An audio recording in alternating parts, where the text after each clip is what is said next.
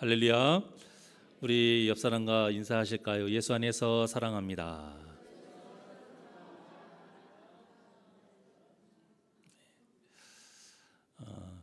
세상에는요 가장 아름다운 바보가 있다고 합니다. 뭐라고요? 바보. 그것도 가장 아름다운 바보. 근데 그 바보 이름이 부모래요. 부모. 본래 부모라는 존재는 세상에서 가장 고귀하고 아름다운 존재 중에 하나 아닙니까? 그런데 왜 바보라고 불리는 것일까? 그 이유는 자녀를 위해서라면 한없이 참고 이해하고 용서하고 사랑하기 때문이에요. 이 일에 어떤 제한도 두지 않고 해주기 때문이에요. 참 그러고 보면 부모처럼 거짓말을 많이 하는 존재도 없는 것 같아요.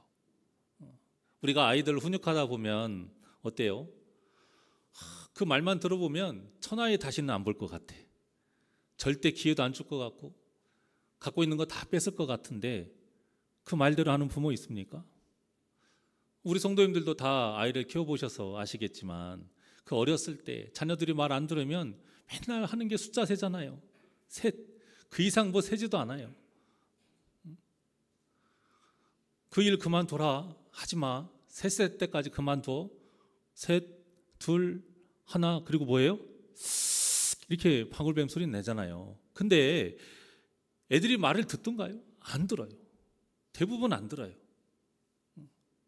어떤 때는요 숫자 세는 것도 셋, 둘, 하나 반, 하나 반의 반, 하나 반의 반의 반의 반의 반, 하나가 안 나와. 왜 그럴까요? 그 하나를 세게 되면 혼내야 되니까. 그게 싫어서. 이렇게 자녀를 위해서라면 거짓말 장애가 돼도 좋고 바보라고 불려도 상관없는 존재가 바로 부모입니다. 하지만 이 부모보다 더 바보같이 참고 더 이해하고 더 용서하고 더 사랑해 주시는 분이 계시는데 그분이 바로 우리의 아버지 되신 하나님이신 거예요. 그래서 하나님을 표현할 때 그 무엇보다도 크고 따뜻한 표현이 무엇이냐? 아버지라는 표현입니다. 아버지. 보통 창세기 3장부터 죄에 관한 말씀이다. 우리가 이렇게 흔히 말을 해요. 물론 맞는 말이에요. 물론 맞는 말인데 죄는 사람이 하나님께 하는 일이고요. 근데 이 죄 때문에 하나님께서는 우리에게 무엇을 하시느냐? 당연히 뭘 해주셔야 돼요? 벌을 내리셔야 되는데 이 3장부터의 말씀을 보니까요. 하나님께서 우리에게 바보같이 한없이 은혜를 베풀어 주신다는 것을 알 수가 있어요. 그래서 이 3장부터가요. 죄에 대한 말씀이기도 하지만 은혜에 대한 말씀이기도 해요. 사랑에 대한 말씀이기도 한 거예요. 말씀을 보면 사람이 어떤 마음으로 죄를 지었는지 나와 있고 어떻게 또 죄를 지었으며 그 과정과 또 그 죄의 결과가 무엇인가 여기에 대해서 말해주고 있어요. 그런데 그보다 더 중요한 것은 무엇이냐? 그럼에도 불구하고 우리 하나님은 또 기회를 주시고 우리가 다시 회복되기를 바라시면서 끊임없이 은혜를 베풀어 주고 계신다는 것을 말하고 있습니다. 그래서 우리가 성경을 읽을 때 절대 잊지 말아야 될 것은 죄를 짓지 않겠다. 우리가 깨닫고 회개하는 것 중요해요. 이와 함께 하나님의 은혜가 없이는 그 어떤 회복도 이루어지지 않는다라는 그 사실입니다. 이것을 잊으면 안 돼요. 하나님의 은혜가 아니면 우리가 아무리 하나님 앞에 회개를 해도 용서받을 수 없어요. 이 진리를 마음에 명확하게 새기고 오늘 말씀을 대하셨으면 합니다. 자, 먼저 본문의 내용을 살펴보면 아담과 하와가 가인과 아벨이라는 두 아들을 낳았어요. 요즘 말로 말하면 목메달이죠. 어떻게 돼요? 아들, 딸 낳으면 뭐라고 해요? 금메달이라고 해요? 아들, 딸 낳으면 제가 잘못 알고 있네요. 금메달. 맞나요? 딸 둘 낳으면 은메달. 아들 둘 낳으면 목메달. 뭐 금메달, 은메달은 순서가 바뀌어도 상관없어요. 그런데 아들 둘만 낳으면 목메달이래요. 근데 아담과 하와가 이렇게 아들 둘을 낳았어요. 그런데 가인은 커서 농사를 짓는 농부가 됐고 아벨은 양치는 목자로 자랐습니다. 자, 그런데 이때 너무나도 귀한 하나님의 은혜가 펼쳐지는데요. 3절의 말씀입니다. 3절 시작.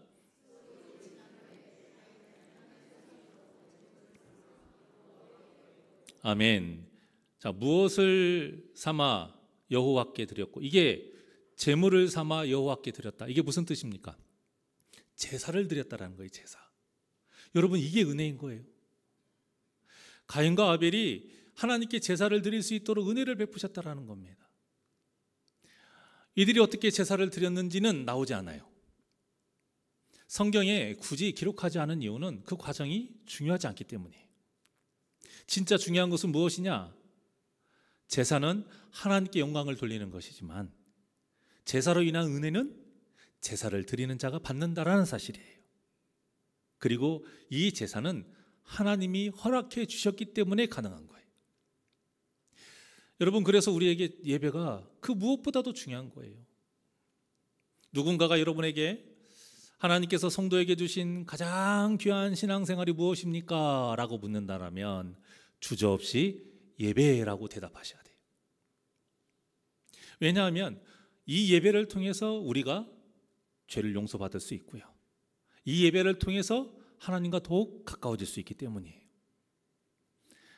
아담의 가정이 에덴 동산에서 쫓겨났다. 이게 무슨 뜻이냐면요, 하나님과 단절됐다라는 뜻이에요. 그래서 이런 상태로 계속 살게 되면 어떻게 됩니까? 이들에게는 더 이상 구원받을 수 없는 거예요. 그 구원받는 기회가 사라지는 거예요. 이때 당시 뭐 지금처럼 성경이 있습니까? 예수님을 알고 있습니까? 그래서 하나님께서 이들을 위해서 제사를 허락하신 거예요.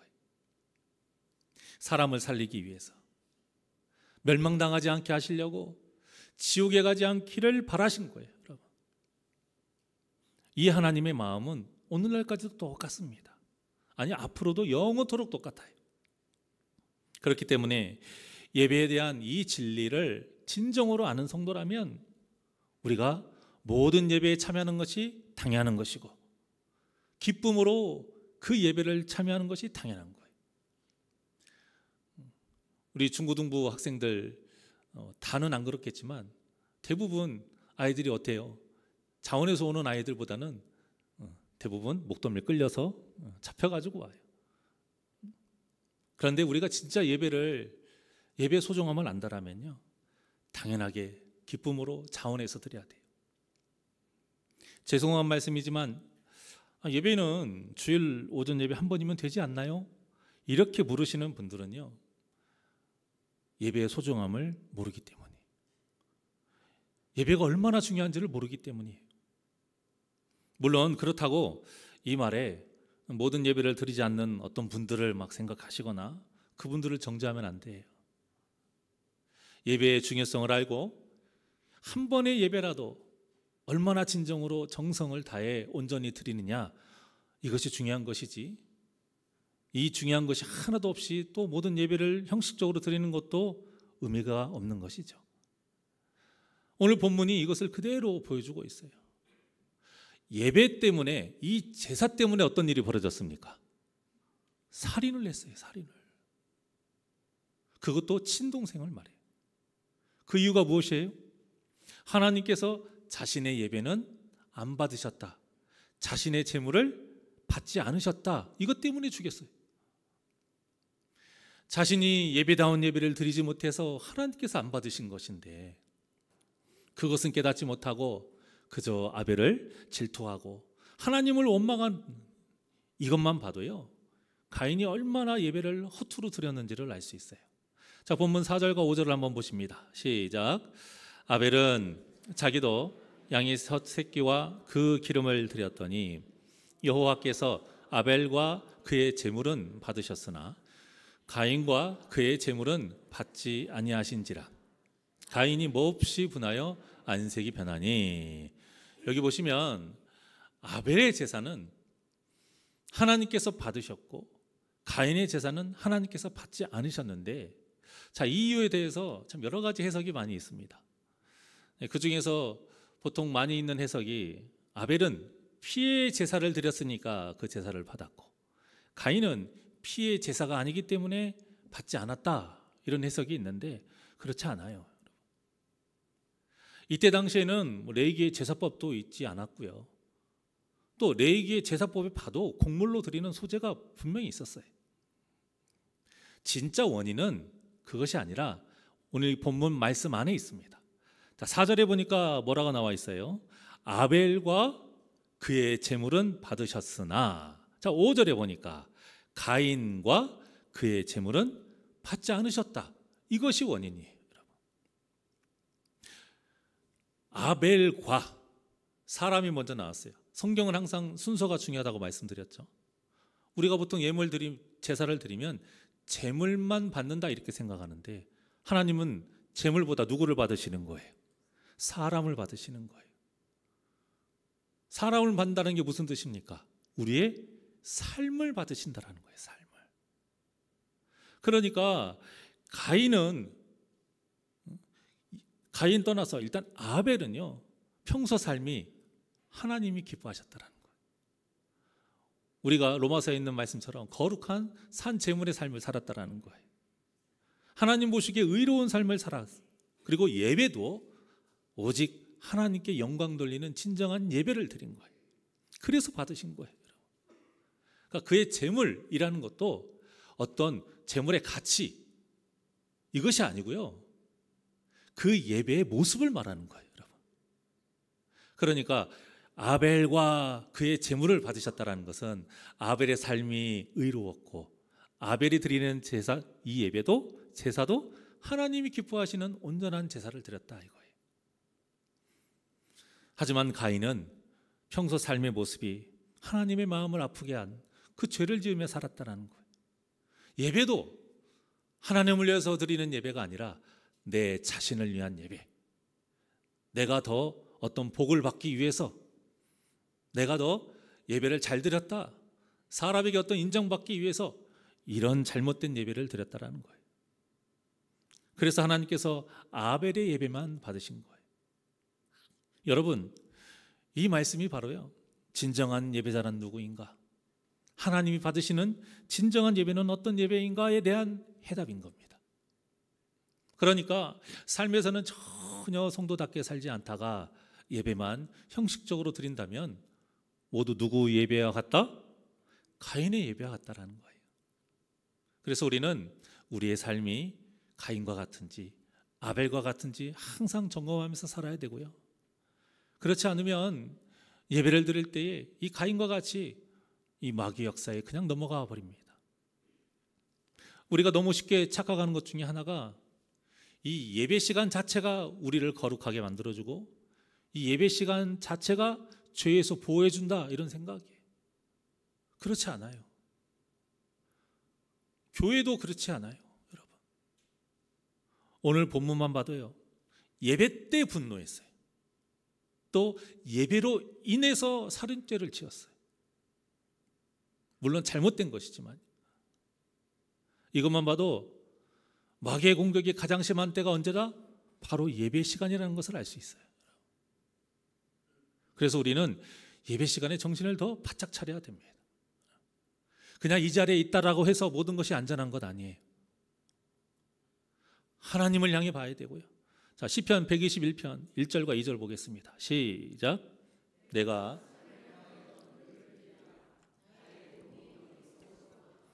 나의 도움은 천지를 지으신 여호와에게서로다. 아멘. 이 말씀과 같이 우리의 모든 시선을 하나님께 돌리고 하나님을 붙잡을 때에 하나님께서 우리를 도와주신다라는 거예요, 여러분. 그런데 당연히 하나님만을 바라보면서 드려야 하는 이 예배 시간에 하나님을 보지 않고 딴 생각을 하고 사람 눈치를 보면 어떻게 진정한 예배를 드릴 수 있겠습니까? 이미 그 자체가 마귀에게 진 거예요.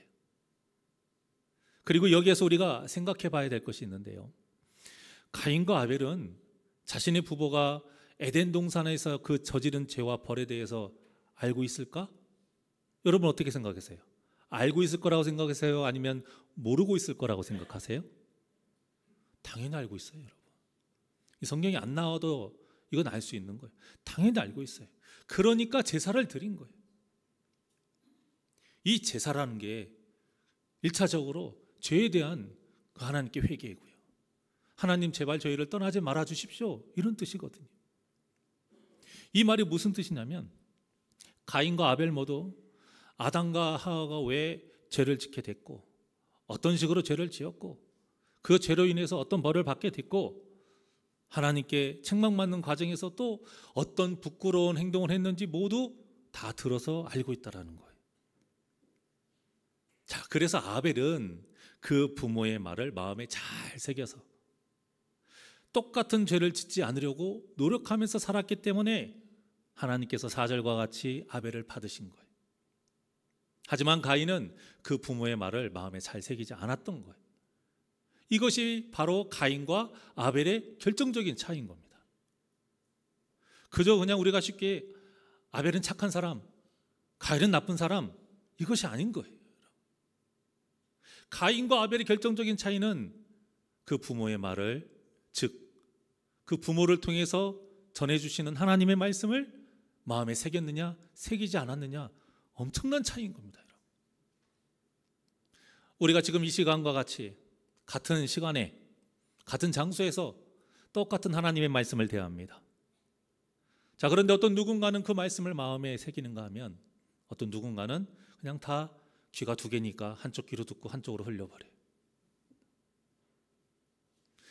그저 그럴 수 있는 일이지 않느냐 이렇게 생각할 수 있지만 아니에요. 이것은 우리 믿는 자들에게 아주 중요한 일이에요. 말씀을 마음에 새겨야 우리에게 힘이 생기기 때문에 오늘 찬양대의 찬양처럼 하나님의 도구가 되어서 사용받으려면요 그냥 바라는 것만으로는 되지 않아요. 말씀이 새겨져야 됩니다. 말씀이 우리의 양식이 되어야 되고 말씀이 우리의 힘이 되어야 되는 거예요. 그렇지 않고서는 내가 아무리 쓰임받고 싶어도 쓰임받을 수가 없는 거예요. 말씀이 우리 마음에 새겨지지 않으면 우리는 절대 죄를 이길 수 없어요. 성령님이 하시는 일도 무엇입니까?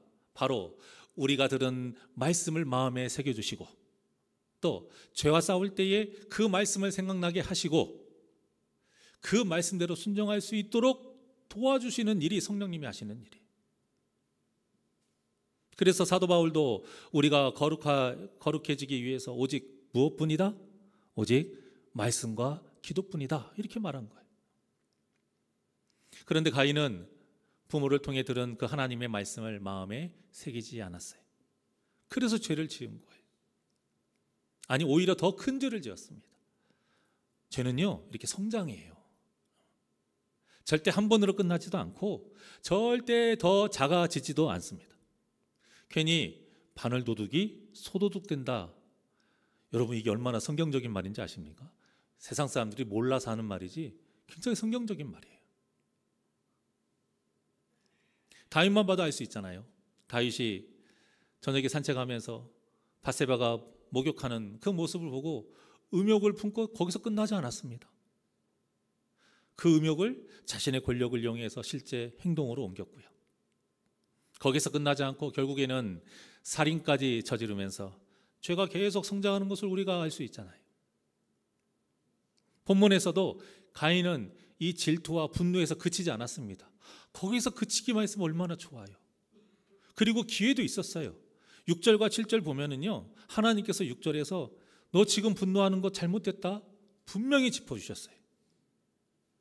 그리고 7절에서 죄라는 것은 네가 다스려야 돼. 왜? 죄는 항상 네 문 앞에 엎드려 있기 때문에 네가 죄를 정말 잘 다스려야 돼. 이렇게 분명히 가르쳐 주셨어요.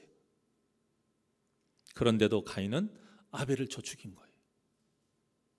하나님의 말씀을 마음에 새기지 않았기 때문이에요. 그래서 저는 이 대목에서 등에 식은땀이 막 쫙 흐르더라고요. 내가 죄를 지어서 죄인이 되는 것이 이렇게 쉽고 간단한 일인데 내가 이것을 너무 쉽게 잊어버리고 살았구나. 이런 생각이 드니까요. 오한이 드는 거예요. 여러분, 우리가 말씀을 몰라서 죄를 짓습니까? 말씀 몰라서 죄 짓지 않아요, 여러분. 다 알아요. 오히려 더 많이 알아요. 요즘은 인터넷의 발달로 말씀 홍수 시대라는 말 이미 오래전 말이에요. 저와는 비교도 할 수 없는 대단한 이 목사님들의 그 주옥 같은 말씀들, 마음만 먹으면 하루 종일 들을 수 있는 시대예요. 책이요? 얼마나 많이 있습니까? 말씀을 탐구하자 하는 그 열정이 큰 성도님들 중에서는요, 웬만한 목회자들보다 더 신학적인 지식이 많은 분들도 많아요. 지금이 이런 시대예요. 자, 그런데 중요한 것은 그만큼 죄를 덜 짓는 시대냐? 그건 또 아니라는 거예요. 아직도 하나님께 책망받았던 그 광야 시대, 북이스라엘과 남유다 시대, 그때와 별반 차이가 없어요. 오히려 오늘날 한국교회를 말할 때 이렇게 말합니다. 말씀에 대해 잘 모르고 글도 몰랐던 예전보다 지금이 더 타락했다. 이렇게 말할 정도예요. 이것이 무엇을 뜻하는 거겠어요? 이 본문의 가인의 모습이 다른 누군가의 모습이 아니라 우리 자신이 될 수 있다라는 뜻입니다. 무엇을 하지 않으면요? 하나님의 말씀을 마음에 새기지 않으면. 그러니까 듣고 아는 것으로는요, 아무 능력도 없는 거예요.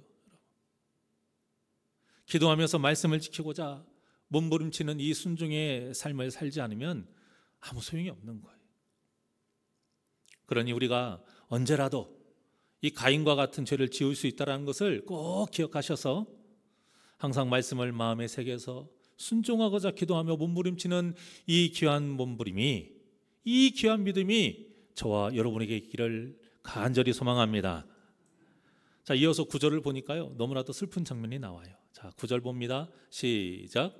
여호와께서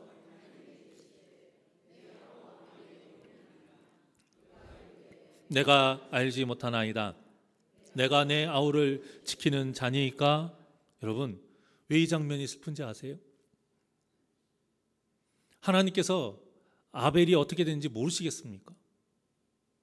모든 것을 아시는 전지전능하신 하나님이 모를 수가 없어요. 다 아시는데 물어보셨어요. 왜요? 가인이 회개하기를 바라셔서. 자, 그런데 이 하나님의 물음에 가인은 어떻게 했어요? 도리어 따져 물어요. 하나님께 막 따진 거예요. 성질낸 거예요. 회개할 수 있는 기회를 발로 차버린 거예요. 이 가인의 모습이 꼭 누구의 모습을 보는 것 같으세요, 여러분?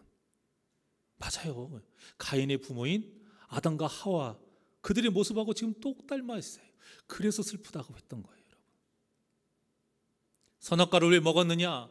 하나님의 물음에 몰라서 물으셨습니까? 다 알아요. 회개하라, 그거예요. 내가 물을 때 회개하라, 그거예요. 여러분들도 자녀들 혼낼 때 막 무조건 무턱대고 혼내지 않잖아요. 너 왜 그랬어? 아니면 너 엄마 아빠한테 할 말 없어? 이렇게 물어보잖아요. 알지만 물어보는 거예요. 왜? 회개하라고. 용서해 줄 테니까, 기회 줄 테니까 지금 빨리 그 기회 잡으라고. 그런데 아담과 하와가 어떻게 했어요? 둘 다 똑같이 자신의 죄를 인정하지 않고요, 아담은 하와에게, 하와는 뱀에게 그 책임을 떠넘깁니다. 그런데 제가 그때 뭐라고 말씀드렸습니까? 결국 이게 무슨 뜻이다? 하나님 탓이라는 거예요, 여러분. 하나님께 그 탓을 돌리는 거예요. 그래도 아담과 하와는 하나님께 직접 대놓고 불만을 표출하지는 않았어요. 막 따지거나 그러지 않았어요. 그런데 가인을 보십시오. 하나님께 눈을 시퍼렇게 뜨고 대들어요. 그것도 뻔뻔하게 거짓말을 하면서 내가 알지 못하나이다. 내가 내 아우를 지키는 자니까? 막 이렇게 따져 물은 거예요. 사랑하는 여러분, 우리가 부모로서, 또 우리가 목회자나 어떤 중직자로서, 또는 예수님을 먼저 믿은 앞선 자로서요, 이 구절의 말씀을 항상 기억해야 돼요. 우리 자녀를 위해서, 우리의 성도를 위해서, 아직 예수님을 모르는 세상 사람들을 위해서 우리가 거룩한 본을 보여야 되는구나. 이 말씀을 기억하면서 항상 신경 써야 돼요. 왜냐? 나의 이 악한 모습을 그들이 그대로 따라서 답습할 수 있기 때문에. 그것도 더 악한 모습으로. 덜하지는 않아요, 여러분. 그렇지 않으면, 우리가 선한 모습으로 거룩한 본을 보이지 않으면 이 본문과 같은 슬픈 이 악순환이 계속되는 거예요. 어디에요? 우리 가정에, 우리 교회에. 이게 계속 반복되는 거예요.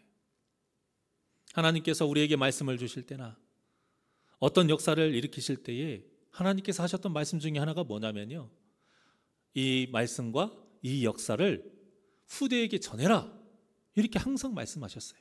자, 신명기 32장 45절부터 47절까지입니다. 시작. 모세가 이 모든 말씀을 온 이스라엘에게 말하기를 마치고 그들에게 이르되 내가 오늘 너희에게 증언한 모든 말을 너희의 마음에 두고 너희의 자녀에게 명령하여 이 율법의 모든 말씀을 지켜 행하게 하라. 이는 너희에게 헛된 일이 아니라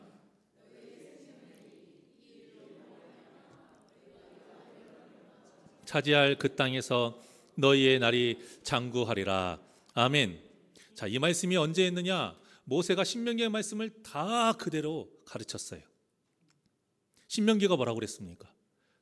이미 가르쳐 주신 말씀을 되풀이하는데 그 전에 말씀 중에서 엑기스 중에 엑기스만을 꽉 짜가지고 다시 전한 굉장히 중요한 말씀이 신명기예요. 그런데 그 신명기의 말씀을 정리하면서 마지막으로 이 말씀을 한 거예요. 하나님께서 여호수아를, 모세를 통해서 이 말씀을 전하게 하신 거예요. 지금 듣는 이 말씀을 너희들만 알면 안 된다는 거예요. 자녀에게 이 말씀을 꼭 가르쳐라, 그거예요. 그 말씀을 가르쳐서 지켜 행하게 하라는 거예요. 자, 그런데 46절을 보세요. 46절에 보시면 이렇게 자녀에게 명령하기에 앞서서 무엇을 하라고 말씀했어요? 너희의 마음에 두라. 너희의 자녀에게 명령하여 그 앞전에 뭐라고 했습니까? 이 모든 말을 너희의 마음에 두어야 된다. 그러니까 말씀을 먼저 마음에 새겨서 먼저 지켜 행하는 그 본을 보여라, 이거예요. 자녀에게. 그리고 나서 가르치라, 이거예요. 그리고 이 가르침을 계속 자녀가 그 자녀에게 되물려서 가르쳐라, 이거예요. 그래야 47절과 같은 복을 받는다는 겁니다. 그 복이 뭐예요? 구원인 거예요, 여러분. 구원. 여호수아에서도 하나님은 홍해 바다를 건너듯이 그 요단을 다 건너는 기적을 일으키시고는요, 여호수아를 통해서 이렇게 명령하게 하셨습니다. 요단에서 가져온 그 12돌을 길갈에 딱 세워라, 이거예요. 그러면 후일에 분명히 너희들의 자손들이 저 돌이 뜻하는 게 무엇입니까? 물을 거라, 이거예요. 그때에 홍해를 말리신 것처럼 요단도 말리신 그 하나님을 가르쳐라, 그렇게 명령하신 거예요. 그렇게 해서 자손들이 하나님을 항상 경외하는 삶을 살도록 해라, 이렇게 지금 분명하게 여호수아서 4장 24절 통해서 말씀했습니다. 그렇지 않으면 죄의 악순환이 계속되기 때문이에요. 구원의 선순환도 마찬가지입니다. 그러니까 이 부모라는 위치가 얼마나 중요해요. 목회자나 이 중직자 같이 앞에서 나서는 사람의 위치가 얼마나 중요합니까? 또 우리 먼저 믿는 자들 뭐라고 표현합니까? 먼저 된 자라고 하잖아요. 이 위치가 얼마나 중요한지를 여러분 기억하셔서 모든 사람에게, 내 자녀에게, 내 성도에게, 믿지 않는 내 사랑하는 가족과 친구들에게 복의 통로로서 이 돕는 배필의 역할을 충실하는 복된 저와 여러분이 되시기를 주님의 이름으로 축원합니다. 이처럼 가인이 아담과 하와가 지었던 죄의 모습을 그대로 답습해요. 아니, 더 악하게 해요. 그렇게 하나님께 대항하는 모습을 통해서요, 가인의 죄가 이 아담과 하와에게도 책임이 있다라는 것을 알 수 있는 거예요. 자녀의 죄요, 부모에게 책임이 있어요. 성도의 죄요, 먼저는 저 목사에게, 또 중직들에게 책임이 있어요. 절대 다른 일이 아니에요. 믿지 않는 자들의 악한 모습들이요, 정말 우리가 영의 눈이 떠졌다면 우리 믿는 성도들에게 책임이 있어요, 여러분. 그래서 빨리 전도해야 돼요. 빨리 복음을 전해야 돼요. 그런데 그 죄에 대한 대가가 얼마나 무서운지 모릅니다. 11절에 보면 가인은 땅의 저주를 받게 돼요. 그로 인해서 12절과 같이 땅은 그 어떤 것도 주지 않을 뿐만 아니라 가인은 땅에서 피하며 유리하는 자가 됩니다. 자, 그런데 우리가 땅을 밟고 살잖아요. 근데 어떻게 땅에서 피할 수가 있겠습니까? 그러니까 이 말은 뭐냐?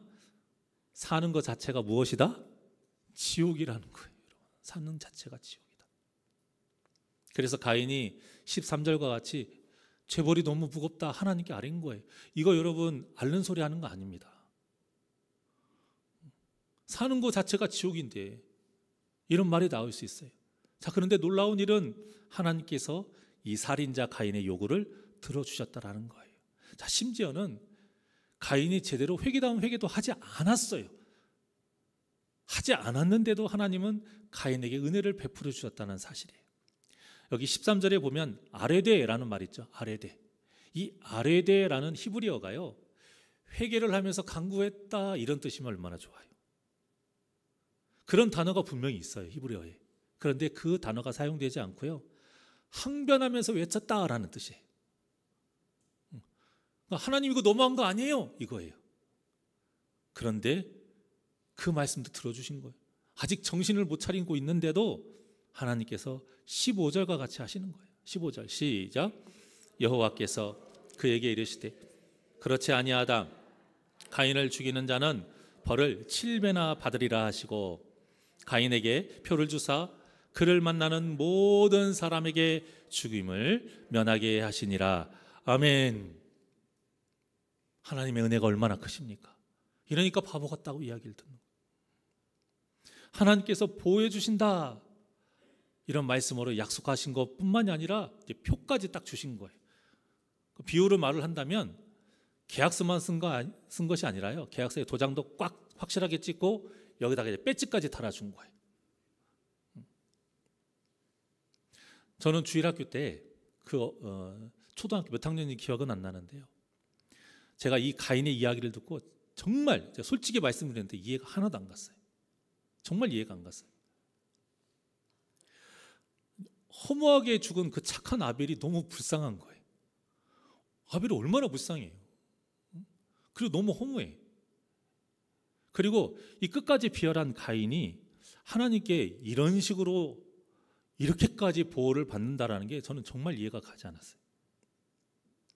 하나님의 처사가 너무 불공평했어요. 정의로우시다면서요, 공의로우시다면서요. 근데 너무 불공평하고 형평성에 맞지 않는다라고 그때는 생각을 했어요.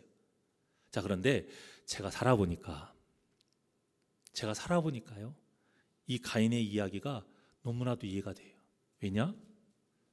제가 바로 가인이라는 사실을 알았기 때문이에요. 우리가 모두 가인하고 똑같다라는 걸 제가 알게 됐기 때문에. 물론 저도 그렇고 여러분도 가인처럼 살인은 하지 않습니다만, 그래도 여전히 우리는 죄를 짓잖아요. 믿는다면서도 죄를 짓잖아요. 그런데도 뻔뻔하게 우리는 기도할 때마다 또 이렇게 예배 때 나와서 하나님께 그 도우심을 바라고 은혜를 간구해요. 또 때로는 내가 원하는 것 들어주지 않았다고 하나님께 불만도 가져요. 어떻습니까? 이 모습이 딱 누구예요? 가인 그 자체 아닙니까, 여러분? 여러분, 우리는 모두 다 가인과 같습니다. 우리 눈에 보기에 그냥 내가 덜 죄인인 것 같고 다른 사람이 더 죄인인 것 같아 보이고, 그렇지만 또 가인은 우리와는 비교도 할 수 없는 살인죄를 지은 흉악한 죄인이라 생각하지만 절대 그렇지 않아요.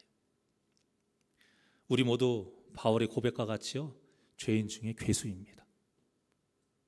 우리는 모두 하나님의 은혜가 아니면 구원받을 수 없는 죄인이에요. 우리는 모두 하나님의 그 끝없는 인내와 깊은 이해와 한없는 용서와 크신 사랑이 없이는 절대 용서받을 수 없는 구제불능이, 바로 바보 같은 하나님의 은혜가 없이는 절대 구원받을 수 없는 죄인이 바로 우리인 것입니다.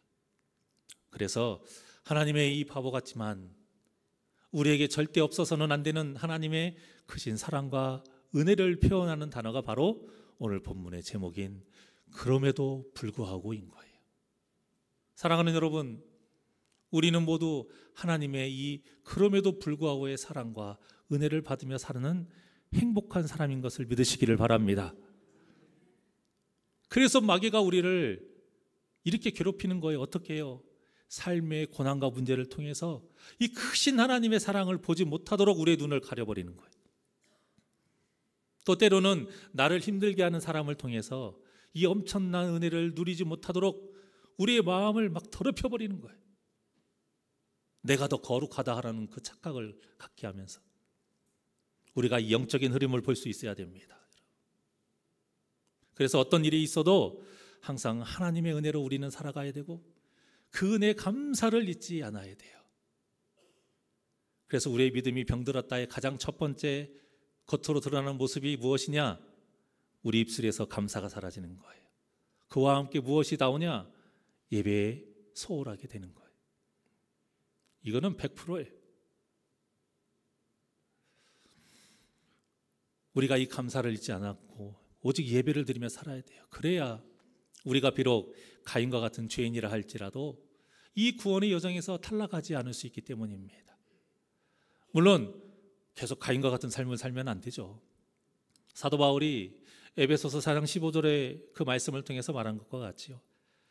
오직 사랑 안에서, 성도는 오직 사랑 안에서 참된 것을 하여 범사에 예수 그리스도에게까지 자라야 됩니다. 이게 성도의 모습이에요. 그래야 예수님의 명령처럼 세상의 소금과 빛의 삶을 살 수가 있는 거예요. 그러니 우리 모두 하나님의 은혜가 아니면 단 한순간도 살 수 없는 죄인인 것을 항상 기억하셔서 늘 말씀과 기도로 예수님을 닮아가는 복된 삶을 사시기를 주님의 이름으로 축원합니다. 그리고 모든 예배의 시간이 하나님께서 그럼에도 불구하고 우리에게 허락하신 은혜의 시간인 것을 아시고 항상 온전한 예배를 드려 하나님을 기쁘시게 하는 참된 예배자가 되시기를 주님의 이름으로 간절히 축원합니다. 우리 은혜 아니면 하나님께 찬양드립니다.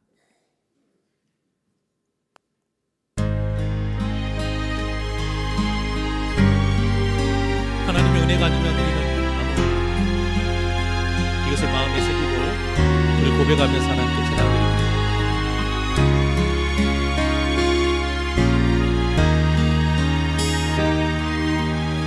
어둠 속 헤매이던 내 영혼, 어둠 속 헤매이던 내 영혼, 갈 길 몰라 방황할 때에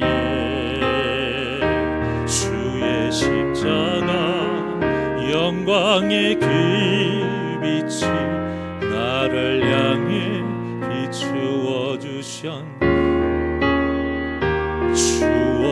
추억빛보다 더 붉은 내 죄 그리스도의 피로 씻게요. 완전한 사랑 주님의 은혜로 새 생명 듣게 얻었네. 은혜 아니면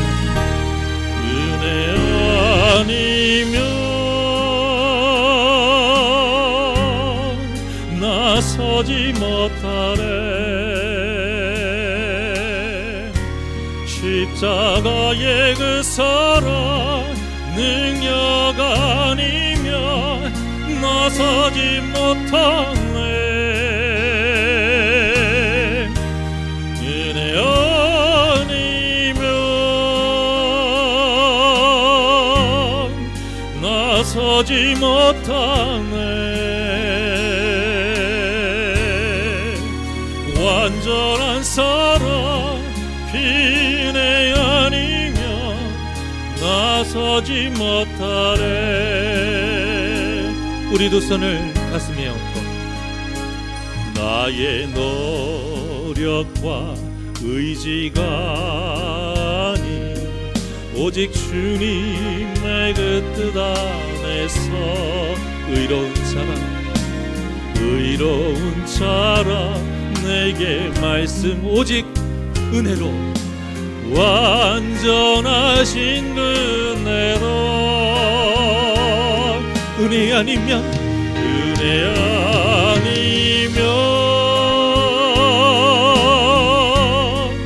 나서지 못하네 십자가의 그 사랑 능력 아니면 나서지 못하네 은혜 아니면 나서지 못하네 완전한 사랑 비네 아니면 나서지 못하네 우리 두 손 높이 들고 고백합니다 은혜 아니면 나서지 못하네 십자가의 그 사랑 능력 아니면 나서지 못하네 은혜 아니면 나서지 못하네 완전한 사랑 은혜 아니면 나서지 못하네 더욱더 소리 높여 고백합니다 은혜 아니면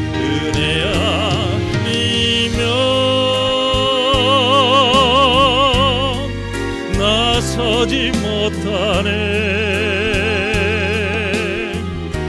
십자가의 그 사랑 능력 아니면 나서지 못하네 은혜 아니면 나서지 못하네 완전한 사랑 은혜 아니면 나서지 못하네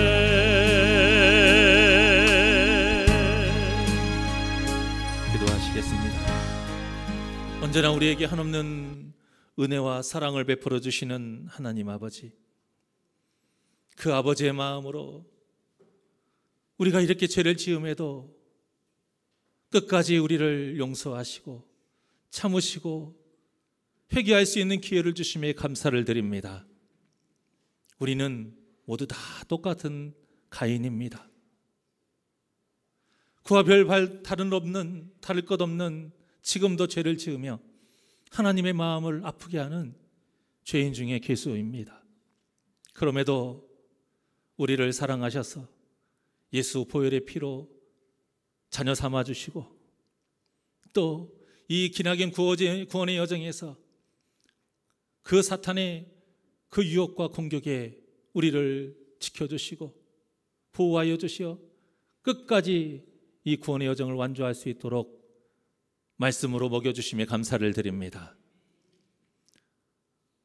그 말씀을 마음에 새겨서 늘 기도하며 몸부림치며 이 구원의 길을 끝까지 완주할 수 있도록 우리에게 믿음을 주시옵시고 성령님 도와주시옵시고 이 귀한 예배의 시간 한 시간도 허투루 드리지 아니하고 오직 주님만을 바라보며 신령과 진정으로 온전한 예배드리는 예배자가 되게 하여 주시옵소서.